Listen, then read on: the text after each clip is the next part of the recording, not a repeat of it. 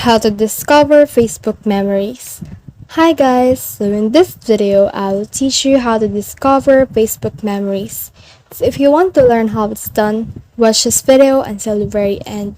This is pretty quick and simple, so let's go. So to do that, let's head over to Facebook first.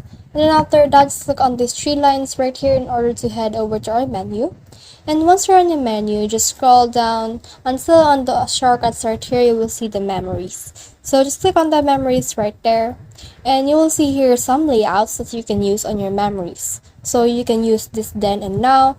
And when you click on this, you can add an older photo and a recent photo, and you can now post that. The next thing you can do is head over to highlights. So if you chose highlights, then you can select photos that you want with friends that you can post with them. The next thing is journey. So journey is, as you can see right here, it is starting to grow. So you can choose a photo wherein you're starting to grow. And from in here right there, you can also ask a question in this memories right here in order to clarify something.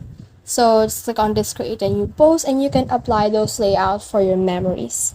So that's the whole process. I hope this video helped you to discover Facebook memories. If you have questions or comments, kindly put in the comment section below. And if not, don't forget to subscribe and like. Thanks.